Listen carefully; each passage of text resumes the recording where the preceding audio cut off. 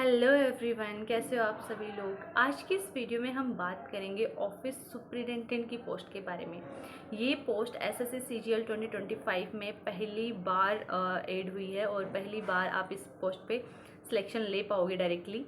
तो इस वीडियो में हम देखेंगे कि इस पोस्ट के लिए आपको कैसे आपका सिलेक्शन कैसे होगा। इस पोस्ट पे अगर आपका सिलेक्शन होता है तो आपको क्या काम करना होता है, वर्कलोड कितना होता है, पोस्टिंग इसमें कहाँ कहाँ होती है, सैलरी कितनी मिलती है, प्रमोशंस कैसे होते हैं, लीव्स, प्रोज एंड कॉन्स इस पोस्ट के क्या है और इस पोस्ट पे आपको कौन कौन से अदर फैसिलिटीज़ मिलती हैं। तो चलिए हम आगे बढ़ते हैं। तो सबसे पहले हम देखते हैं कि इसका सिलेक्शन प्रोसेस क्या है।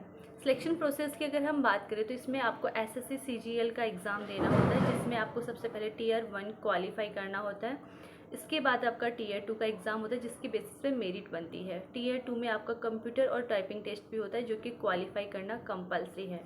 इसके बाद इसमें डॉक्यूमेंट वेरिफिकेशन होता है। डॉक्यूमेंट वेरिफिकेशन के बाद में इसमें कोई भी फिजिकल नहीं होता है। इसमें आपको बेसिक अपने जो बेसिक टेस्ट है मेडिकल के, वो करवा के एक फॉर्म सबमिट करना होता है। That's it. यहाँ आपका सिलेक्शन कंप्लीट हो जाता है। उसके बाद आपकी ज्वाइनिंग आती है।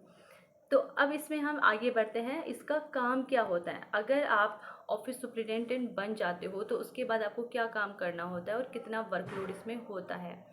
ऑफिस सुपरिटेंडेंट का जो काम होता है ना, वो एडमिनिस्ट्रेटिव काम भी उसका होता है और साथ ही साथ मैनेजमेंट का काम भी उसको करना होता है। मतलब उसकी कोई फील्ड आपकी वैसे इनकम टैक्स डिपार्टमेंट में पोस्टिंग होने वाली है, लेकिन इसमें आपको कोई भी फील्ड जॉब जैसे रेड वगैरह कंडक्ट करवाना, ऐसा काम आपको नहीं करना होता है। इसमें आपका बेसिक जो कंप्यूटर पे काम होता है, क्लरिकल वर्क होता है, वो होता है। साथ ही साथ जैसे हायर जो ऑफिसर्स हैं, उनकी मीटिंग का मतलब जो भी अरेंजमेंट होता है, ये सब करवाना, उनको किसी काम में असिस्ट करना, ये आपका काम होता है। उसके अलावा कभी कभी आपको टैक्स असिस्टेंट जो असेसमेंट होता है ना, उसमें भी आपकी हेल्प ली जा सकती है। इसमें आपका काम बहुत अलग अलग टाइप का काम होता है, कोई पर्टिकुलर आपका काम नहीं होता है। वर्कलोड की अगर हम बात करें तो वर्कलोड इस पोस्ट पे हम कह सकते हैं कि बहुत ज़्यादा नहीं, लेकिन हाँ एवरेज वर्कलोड इस पोस्ट पे होता है, कम वर्कलोड नहीं होता है।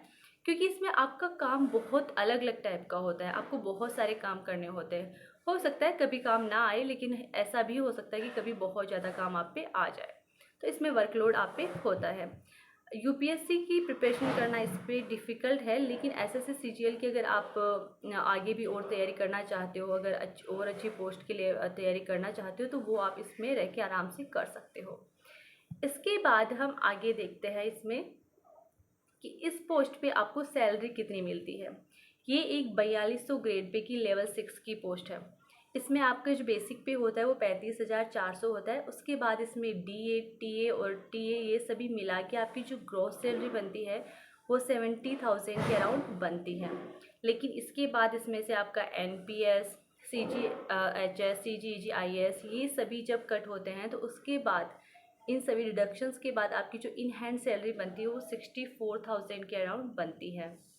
ये मैं एक्स सिटी की बात कर रही हूँ। वाई सिटी में इससे लगभग 5 से 6 हज़ार आपको कम सैलरी मिलती है। जेड सिटी में उससे भी 5 से 6 हज़ार आपको सैलरी कम मिलती है।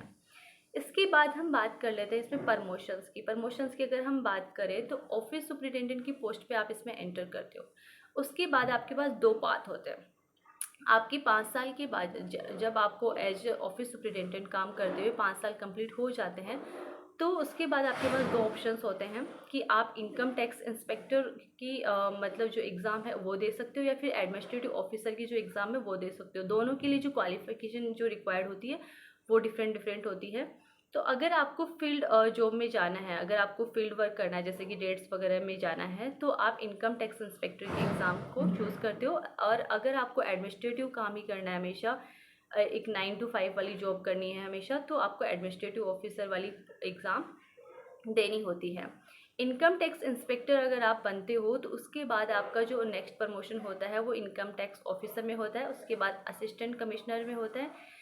ज़्यादातर लोग इसमें असिस्टेंट कमिश्नर की पोस्ट पे आके रिटायर हो जाते हैं, क्योंकि प्रमोशंस काफ़ी स्लो होते हैं। उसके बाद हम बात करते हैं इसमें नेक्स्ट आपकी लीव्स के बारे में। जब आप ऑफिस सुपरिटेंडेंट बनते हो तो आपकी 5 डेज़ वर्किंग होते हैं। सैटरडे संडे आपका ऑफ होता है। उसके अलावा आपको जो भी गेजेटेड हॉलीडेज़ होती है वो आपको मिलती है। इन सभी के अलावा 30 डेज़ की अर्न लीव 20 डेज़ की हाफ पे लीव, 8 डेज़ की कैजुअल लीव और 2 डेज़ की रेस्ट्रिक्टेड हॉलीडेज़ आपको मिलती है। ये सभी लीव्स आपको 1 ईयर के लिए मिलती है। उसके बाद नेक्स्ट ईयर आपको फिर से ये सभी लीव्स वापस से मिलती है। तो ये हो गई इसमें लीव्स की बात। उसके बाद देखते हैं इस पोस्ट के प्रोज एंड कॉन्स क्या है। प्रोज की अगर हम बात करें तो इसमें जब आप ऑफिस सुपरिटेंडेंट की पोस्ट पे होते हो तो आपको कोई फील्ड जॉब नहीं करनी होती है। क्लरिकल आपका वर्क होता है, ऑफिस का आपका काम होता है, 9 to 5 आपकी जॉब होती है। तो इसलिए इसमें वर्क लाइफ बैलेंस भी काफ़ी अच्छा होता है। ऐसा नहीं है कि आपको लेट नाइट सिटिंग करनी पड़ रही है या फिर कहीं बाहर जाना पड़ रहा है, तो आपकी वर्क लाइफ बैलेंस भी इसमें अच्छा होता है। सोशल रेस्पेक्ट, ऑब्वियसली एक गवर्नमेंट जॉब है, 4200 ग्रेड पे की पोस्ट है, तो आपकी इसमें सोशल रेस्पेक्ट भी अच्छी खासी होती है। होम पोस्टिंग की अगर हम बात करें तो होम पोस्टिंग इसमें पॉसिबल है, क्योंकि इसकी जो पोस्टिंग होती है वो ऑल ओवर इंडिया तो है, लेकिन इसमें बहुत सारे अलग अलग रीजन्स में पोस्टिंग होती है। इस बार तो सभी रीजन्स में लगभग अच्छी खासी वैकेंसीज भी आपको देखने को मिलेगी, जैसे कि दिल्ली, कानपुर, लखनऊ, जयपुर, इन सभी रीजन्स में आपकी पोस्टिंग हो सकती है। तो अगर आपकी रैंक अच्छी खासी है तो आपकी किसी एक रीजन में पोस्टिंग होगी, और हो सकता है अगर आपकी रैंक अच्छी हो तो वो आपको होम टाउन, आपकी जो होम टाउन है उसी रीजन में आपको पोस्टिंग मिल जाए।